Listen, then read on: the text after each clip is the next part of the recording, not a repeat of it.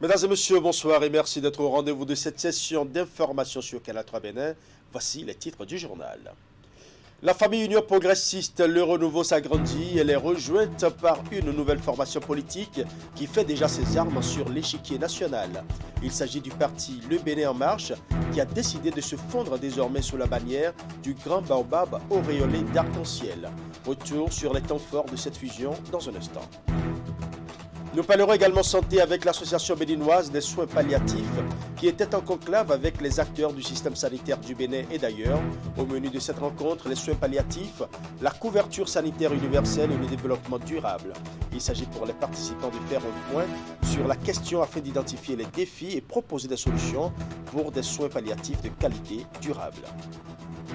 Nous aurons également droit à une note de sport avec les réformes en cours dans le secteur puisque le championnat universitaire change de formule. C'est désormais une compétition qui sera disputée en plusieurs phases et en prélude donc à cette édition, le ministre des Sports et les responsables de l'Office béninoise des sports scolaires et universitaires ont tenu ce mercredi une séance d'information et d'échange avec les représentants des différentes universités publiques et privées du Bénin. Voilà pour les titres. Mesdames et messieurs, à nouveau, bonsoir. L'Union progressiste Le Renouveau accueille en son sein une nouvelle formation politique. Il s'agit du parti Le Bénin en Marche qui se fond désormais dans le grand baobab auréolé d'arc-en-ciel. Les idéaux des deux formations étant proches, leurs responsables ont décidé de faire route ensemble pour de plus grandes et larges victoires. Les détails dans ce reportage signé William Cliquant. L'Union progressiste Le Renouveau, les bras ouverts, a sorti le grand jeu pour accueillir le parti Le Bénin en Marche et ses militants. Des jeunes, décidés à poursuivre la marche du développement aux côtés d'autres jeunes tout aussi engagés et mus par les valeurs du progrès. Un congrès extraordinaire du parti porté sur les fonds baptismaux le 2 décembre 2020 s'est tenu avec les acteurs à la base pour acter la décision de mise en commun. Au terme des échanges, il a été décidé ce qui suit. Résolution 1. Les organes et instances du parti sont dissous. Résolution 2. Le parti décide de se fusionner avec le parti Union Progressiste Le Renouveau. Résolution 3. Le bureau politique national est autorisé à accomplir les formalités de dissolution du parti. Nous avons certes dissous le parti Le Bénin en Marche, mais que son âme et son esprit nous accompagnent à l'Union Progressiste Le Renouveau, parce qu'ils sont constitués de nos valeurs qui, loin d'être juste des fleurons, constituent la sève dont nous nourrirons désormais le baobab afin de faire reposer à son ombre encore plus de Béninoises et de Béninois.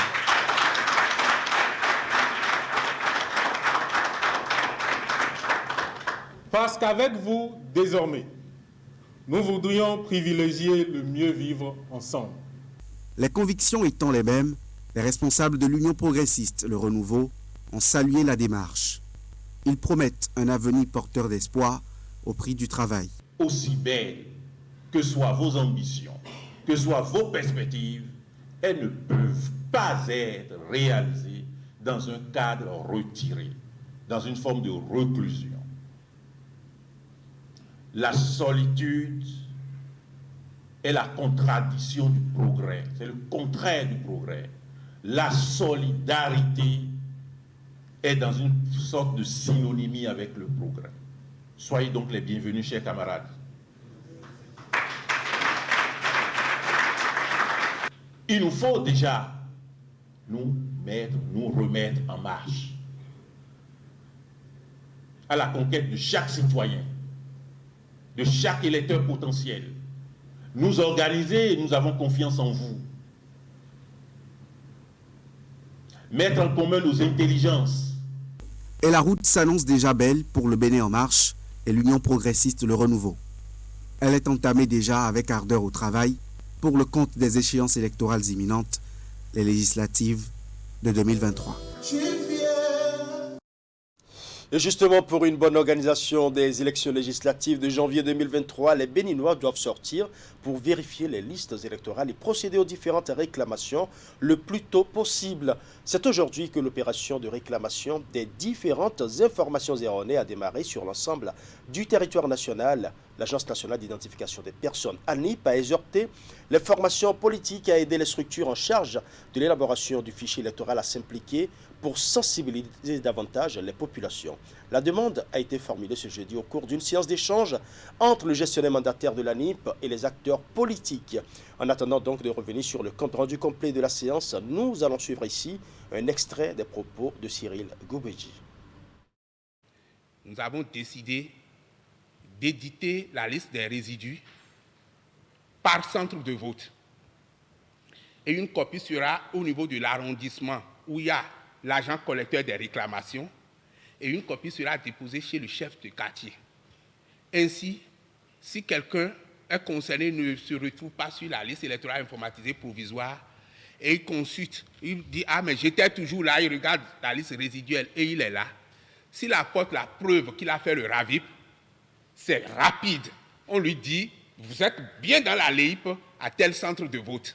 Il appartient donc aux acteurs politiques de mobiliser leur électorat, d'informer aussi. Nous sommes en train de le faire, les communiqués sont partis, on va remuer terre et ciel, mais il faut un appui pour que les gens comprennent qu'il ne suffit pas de figurer sur la liste expirée pour être dans la LEI. La contrainte ici, c'est qu'il faut avoir fait le RAVIP et en apporter la preuve. Qu'au plan technique, tout document comportant le numéro personnel d'identification de la personne aura suffi à prouver qu'il existe au registre national des personnes physiques. Et s'il a l'âge de voter, il est électeur et éligible. Ainsi, si on est à la recherche de celui qui est électeur ou de celui qui est éligible, même le simple certificat du numéro personnel d'identification que nous délivrons gratuitement, mais sur lequel il y a le numéro personnel d'identification, suffit pour savoir qui il est. Mais il ne suffit pas d'avoir fait le RAVIP pour être béninois. Je suis d'accord avec vous. Parce que quand on lit la loi sur l'identification des personnes en République du Bénin, il s'agit aussi bien des nationaux que des étrangers pour faire le RAVIP. Maintenant, dans notre base, nous savons ceux qui sont béninois en raison des informations fournies lors du RAVIP et ceux qui sont étrangers. Du côté de la fonction publique, c'est la gestion de la carrière des agents de l'État qui était au cœur d'une séance de travail entre la ministre de la fonction publique et son collègue en charge de l'enseignement secondaire technique et de la formation professionnelle. Assistés de leurs collaborateurs, les deux ministres ont longuement discuté des problèmes qui entravent le bon fonctionnement de l'exploitation du système intégré de gestion des ressources humaines de l'État. Les échanges se sont déroulés ce mardi à Cotonou. C'est dans cette salle de conférence du ministère des enseignements secondaires, techniques et de la formation professionnelle que se discute la question de la gestion de la carrière des agents de l'État, soucieuse également des difficultés liées à l'exploitation du système intégré de gestion des ressources humaines de l'État mis en place par son département. La ministre de la fonction publique, dans la droite ligne des réformes du gouvernement, a tenu une séance d'échange et de partage avec son homologue chargé de l'enseignement secondaire. Il s'agit en réalité d'une tournée entreprise par Adidjatou Matisse dans les ministères à gros effectifs de travail de l'État et dont la finalité est d'assurer la modernisation des outils de gestion simplifiés des ressources humaines. J'ai eu des retours comme quoi aujourd'hui il y a quelques petits problèmes qui inhibent, disons, la parution régulière des actes de carrière des agents de l'État. Or, l'un des objectifs de la réforme, c'est de permettre aux agents de l'État de rester sur place et de travailler, que d'avoir à être à la recherche de leurs actes de carrière ou la connaissance du niveau d'évolution de leurs actes de carrière. En cela, ils ont donc décidé d'aller dans les ministères, comme je l'ai dit, à gros effectifs, pour manquer des difficultés rencontrées et surtout pour connaître également le niveau, disons, de parution des actes au jour d'aujourd'hui. Après la première partie des échanges, Les deux autorités ministérielles sont allées visiter les locaux de la plateforme du système intégré de gestion des ressources humaines. À cette étape des échanges sont soulignées les difficultés qui entravent le bon fonctionnement de la plateforme. Il s'agit notamment des problèmes liés à l'insuffisance de matériel de qualité, à la défaillance de la connexion Internet, à l'instabilité énergétique, à l'absence d'infrastructures d'archivage des dossiers et à l'insuffisance de personnel qualifié. Pour ce qui est des archives, nos équipes vont travailler là-dessus. Et je vais suggérer d'ailleurs que vos collaborateurs avec les miens puissent aller sur les sites de Akasato et de Porto Novo pour voir dans quel état les archives sont. Ensuite, ils pourront nous faire des recommandations. Nous avons à faire encore en termes d'amélioration des conditions de travail, et notamment les ordinateurs qu'il faut mettre à disposition. Ils en souffrent. Les chefs services archivage des 10 ministères vont désormais travailler de commun accord pour pallier les problèmes qui minent la modernisation de la gestion des ressources humaines de l'État, ont laissé entendre les deux autorités ministérielles. Parlons à présent de l'organisation internationale Direct Aid qui va au secours des populations victimes des inondations. Les sinistrés ont reçu en effet des kits de vivres et autres produits de première nécessité. La cérémonie s'est déroulée ce mercredi 5 octobre 2022 en présence du ministre de l'Intérieur et de la Sécurité publique, Alassane Seydou. Reportage. Ce geste humanitaire était tant attendu par les populations victimes des inondations enregistrées ces derniers jours dans plusieurs communes du Bénin. Des kits de vivres et autres produits de première nécessité qui viennent soulager les peines des sinistrés. À l'œuvre de cet acte de générosité, l'organisation internationale Direct Aid. En retirant nos sincères remerciements à Direct Aid et à la NPC, je voudrais prendre l'engagement, au nom de mes pairs, de rassurer tous les acteurs ici présents que les kits iront aux populations réellement sinistrées et vulnérables de nos communes. Le geste de ce jour constitue un dépli pour renchérir plusieurs efforts passés dans le cadre du renforcement de notre partenariat avec le gouvernement béninois à travers de l'ANPC en matière de protection civile, d'un montant global de 115 456 000 francs CFA. En guise de secours humanitaire réalisé à l'endroit des sinistrés de plusieurs communes du Bénin, à savoir Malanville, Karimama, Niki, Adjon, Ateme, Grand Popo, Zinando et Cotonou. Le don est composé de 2000 sacs de riz, 500 cartons d'huile végétale, 80 sacs de sucre, 500 paquets de coquillettes, 2000 unités de moustiquaires imprégnés, des savons, des feuilles de tôle, du sel et des bacs motorisés. Le gouvernement salue ici cette bonne foi renouvelée de l'organisation. Messieurs les maires, en vos qualités respectives de président des plateformes communales de réduction des risques de catastrophe, je vous demande de veiller à une répartition efficiente des présents kits d'assistance humanitaire. Veillez à ce qu'il aille effectivement aux populations sinistrées dans le strict respect des principes d'assistance humanitaire que sont l'humanité, l'impartialité, la neutralité et l'indépendance. J'invite particulièrement les maires des communes bénéficiaires de bacs motorisés à en faire bon usage tout en prenant des dispositions nécessaires à leur bon entretien. Voilà donc les directives de Alassane Seydou, ministre de l'Intérieur et de la Sécurité publique. Les responsables des communes bénéficiaires sont donc appelés à un suivi rigoureux afin de permettre aux ayants droit d'en jouir pleinement.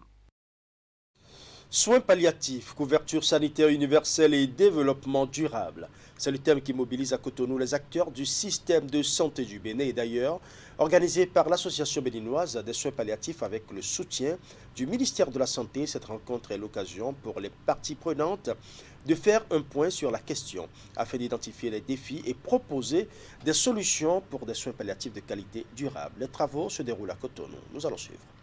Une rencontre de haut niveau qui se penche sur la problématique des soins palliatifs, ses enjeux et solutions face à certaines maladies contemporaines. À ce premier congrès des soins palliatifs qui se tient à Cotonou, la capitale économique du Bénin, experts et spécialistes sont ici pour discuter des modalités de mise en œuvre des programmes initiés à cet effet pour sauver la frange de la population concernée. Une initiative de l'Association béninoise des soins palliatifs, soutenue par le ministère de la Santé à travers le Programme national des soins palliatifs.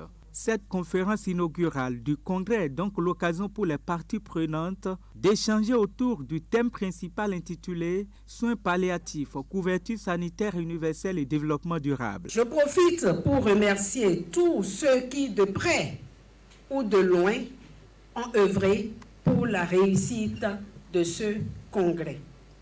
Ce serait un creuset d'échanges entre de très grands scientifiques venus d'un peu partout. À travers ce congrès, l'association diffuse déjà parce qu'il faut que la société soit impliquée dans cette action, la société civile, tout le monde est concerné. Et il faut diffuser cela et que ces soins soient connus de la population. Et en même temps, nous avons invité des partenaires de partout dans le monde pour que les scientifiques de ce domaine-là puissent ensemble réfléchir pour que les avancées dans le domaine soient partagées. Ce congrès de l'ABSP sonne comme une étape importante de la mise en œuvre des programmes pensés et conçus, conformément à sa mission de promouvoir l'accès aux soins palliatifs jusqu'au niveau communautaire.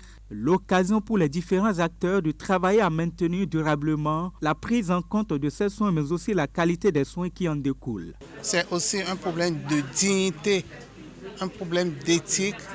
L'accompagnement avec les soins palliatifs est vraiment une opportunité et nous voulons dire que les grands défis seront la formation du personnel médical, la disponibilité de certains produits comme la morphine pour gérer les grandes douleurs et également dire que l'engagement du gouvernement est une priorité. C'est ainsi parti pour 3 jours de réflexion devant aboutir à des recommandations pertinentes, devant aboutir au renforcement des politiques de soins palliatifs en tant que partie intégrante du système de santé au Bénin et dans la sous-région. Le 3e jour des travaux sera consacré à la commémoration de la Journée mondiale des soins palliatifs autour du thème « Guérir les cœurs et les communautés ». Créée en 2015, l'ABSP, dans une vision à long terme, entend assurer les soins palliatifs de haute qualité aux citoyens sans aucune discrimination. Et pour ceux qui aspirent à intégrer les forces armées béninoises, la phase sportive de la 2e vague du concours de recrutement a été lancée ce mercredi. La cérémonie est placée sous la tutelle du ministre délégué auprès du président de la République, chargé de la défense nationale. Plus de 300 hommes et femmes ont pris part à ce concours à travers une course sur plusieurs kilomètres. Nous allons suivre ici les moments forts de cette étape.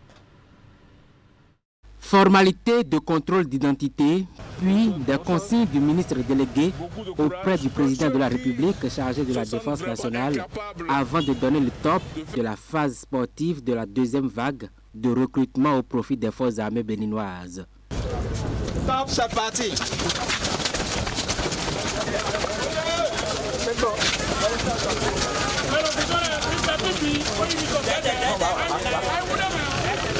306 au total, dont 28 filles. Ces candidats ont 27 minutes au maximum pour courir sur une distance de 6 km pour les hommes et 4 pour les femmes. Une épreuve d'endurance qui n'est pas du tout simple. Plusieurs raisons justifient la satisfaction du ministre en charge de la Défense nationale. Le résultat n'est pas mal au niveau des femmes, mais médiocre au niveau des hommes quand même. Je me félicite que sur tous les territoires, dans les 12 départements, qu'on ait fini, que tout s'est bien passé. Il n'y a pas eu d'incidents graves, déplorables comme les cas antérieurs où nous déplorons même des psychoses, des décès. Et voici le premier du côté des hommes et la première chez les femmes. À l'arrivée donc, 89 garçons et 18 filles ont été retenus pour cette première étape du processus de recrutement. 117 candidats, dont 18 filles, qui franchissent cette étape, prendront part aux épreuves écrites et les admis parmi eux seront soumis à la visite médicale avant l'entame de la formation qui va démarrer le 15 novembre prochain.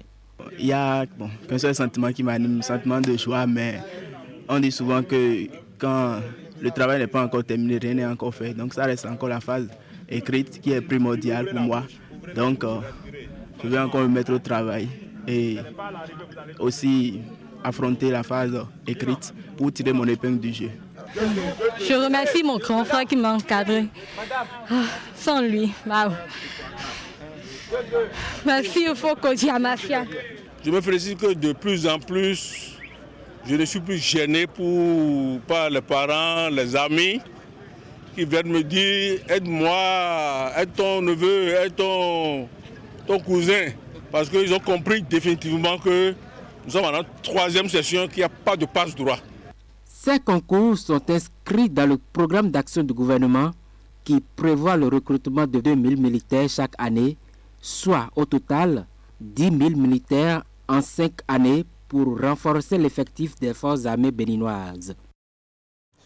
Dans un tout autre registre à présent, l'Institut universitaire d'enseignement professionnel des métiers de l'agriculture de Djougou ouvre ses portes.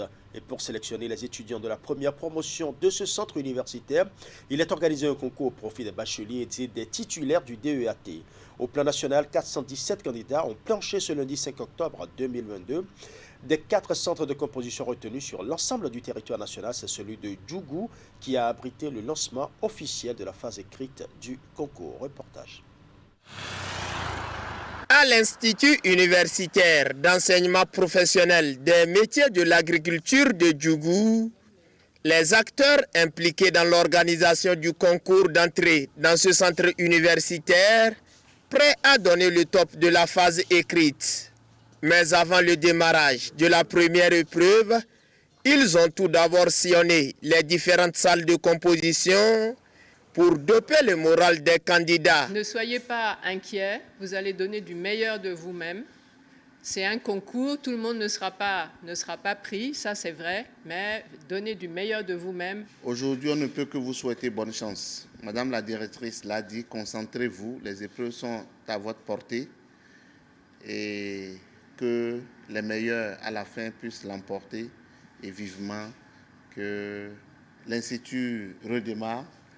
C'est à 8 heures très précises que la première épreuve a démarré. 417, c'est le nombre de candidats au plan national à l'assaut de ce test d'entrée à l'Institut universitaire de Djougou. Les statistiques par centre. À Cotonou, ils sont 134. À Abomey, 56. À Parakou, 74. À Djougou, 153. Les candidats qui parviendront à tirer leur épingle du jeu suivront la formation dans les domaines de l'exploitation agricole, les prestations mécanisées, la maintenance du matériel agricole et autres. On a l'ambition donc de former à la fois les agripreneurs qui sont plutôt du côté de l'agriculture, la production agricole, mais aussi ceux qui sont du côté de l'élevage, et en particulier de l'élevage bovin. Parce qu'on sait qu'il y a un grand défi qui attend les éleveurs de notre pays et on souhaite accompagner leurs enfants. Vous avez vu l'engouement qu'il y a pour ce concours-là au niveau national. Et tout ça, on va dire, c'est le centre universitaire de Djougou. Ensuite, vous savez ce que l'université fait pour le développement d'une localité. Les gens viennent, il y a un brassage, les gens sont ici, il y a des activités qui se développent, il y a des enseignants qui viennent, qui vivent, qui donnent le savoir, il y a des étudiants qui quittent pour venir ici, pour découvrir Djougou, et ensuite l'activité économique, c'est tout le monde qui gagne. Au-delà du domaine qui abrite ce centre, l'Institut dispose également d'une ferme d'application dont le site est conservé par le roi de Sérou. Occasion pour le maire de lui témoigner sa gratitude. Sentiment de joie et de remerciement à Sa Majesté, le roi de Sérou, qui, malgré le fait que le centre soit parti, lorsque l'État béninois a voulu revenir avec le centre, il y avait quelques velléités pour occuper le domaine, mais le roi a tapé du poing sur la table et a dit non. Il a donné ce centre pour l'université, que l'université aille occuper le centre. Le concours se déroule en 2 phases. La phase écrite en cours et celle d'entretien que subiront uniquement les candidats admissibles à la phase écrite. Ce concours marque donc l'ouverture de cet institut universitaire qui va certainement consacrer le démarrage effectif de la formation pour booster le secteur entrepreneurial. C'est une initiative saluée par quelques autorités présentes au cours du lancement des épreuves écrites. Nous allons suivre. C'est heureux de voir cet événement que toute la population de Djougou, de la Donga, attendait depuis fort longtemps. Ça a été pour nous une douleur de voir le centre universitaire fermé, mais comme on le dit, à quelque chose, malheur est bon. Je pense que cet institut correspond aux besoins de l'emploi maintenant. Et notre grand souhait, c'est que ces enfants qui seront inscrits ici, et qui vont être retenus à l'issue du concours, puissent donner le meilleur d'eux-mêmes et devenir de véritables entrepreneurs agricoles. Nous disons merci au président Talon qui a pensé à cet institut. Nous disons merci aussi aux différents leaders de la commune de Djougou qui ont travaillé pour que nous ayons ce résultat. À Madame le ministre, nous pensons qu'elle aime particulièrement Djougou et nous lui disons merci. Je vais finir en disant que nous souhaitons que d'autres métiers s'ouvrent ici, tels que le bâtiment, l'électricité. C'est des métiers qui embauchent beaucoup de jeunes. Je dis sincèrement merci au gouvernement qui a vu juste de relancer les activités du centre universitaire de Djougou. Ensuite, vous dire que nous avons beaucoup attendu la reprise des activités au niveau de ce centre. Le lancement ce matin des épreuves qui vont permettre de sélectionner les apprenants ici nous rassure, vient rassurer tous ceux qui étaient en train de douter de la reprise des activités au niveau du centre universitaire de Djougou. Mes impressions sont très bonnes, en ce sens que depuis près de 4, 5, 6 ans que le centre universitaire de Djougou a été fermé et c'est avec joie qu'aujourd'hui on assiste à ce concours-là qui va relancer les activités de l'Institut agricole. C'est vrai que ce n'est pas une université comme ça a été auparavant, mais c'est déjà un début. Parlons à présent en sport avec le championnat universitaire qui change de formule. C'est désormais une compétition qui sera disputée en plusieurs phases. En prélude donc à cette édition, le ministre des Sports et les responsables de l'Office béninois des sports scolaires et universitaires ont tenu ce mercredi une séance d'information et d'échange avec les représentants des différentes universités publiques et privées du Bénin. La rencontre a eu lieu au Palais des Congrès de Cotonou. Reportage. C'est désormais un nouveau format du championnat universitaire qui sera organisé au Bénin. L'expérience du championnat scolaire est bien visible et dès cette année, la 9e édition de la compétition des universités se tiendra en 2 phases, l'étape de zone et celle nationale.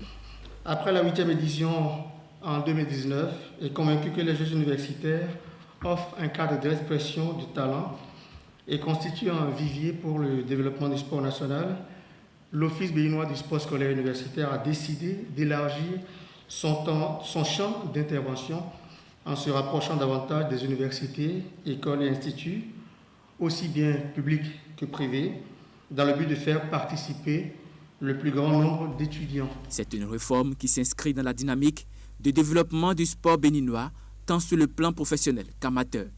C'est ce que le ministre des Sports a décidé d'expliquer aux responsables des différentes universités engagées dans la compétition.